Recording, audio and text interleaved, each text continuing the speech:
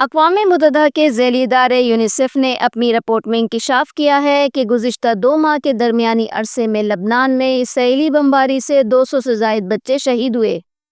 اقوام متحدہ کے بچوں کے فرنڈ یونیسیف کی رپورٹ کے مطابق لبنان میں اسرائیل اور حزب اللہ کے درمیان کشیدگی کے آغاز کے بعد سے پچھلے 2 ماہ کے دوران اب تک تقریباً یومیہ بنیادوں پر 3 بچے ہلاک ہو رہے ہیں۔ یونیسیف نے اپنی رپورٹ میں کہا ہے کہ اسرائیل نے پورے ملک میں بمباری مہم تیز کر دی ہے۔ اقوام متحدہ نے تشدد روکنے کے لیے اسرائیل سے فوری کارروائی کی اپیل کی ہے۔ ترجمان جیمز ایلڈر نے جنیوا سے جاری ایک بیان میں کہا ہے کہ لبنان میں 2 ماہ سے بھی کم عرصے میں 200 سے زائد بچوں کی شہادت کے باوجود ایک پریشان کن رجحان ابھر رہا ہے۔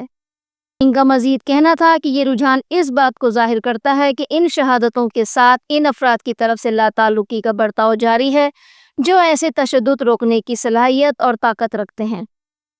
یونیسیف کے ترجمان نے خبردار کیا کہ غزہ کی طرح لبنان کے بچوں پر ہونے والے بھیانک اثرات کے باوجود اثر و رسوخ رکھنے والی طاقتیں اس تشدد کو روکنے کے لیے کوئی مؤثر قدم نہیں اٹھا رہی ہیں۔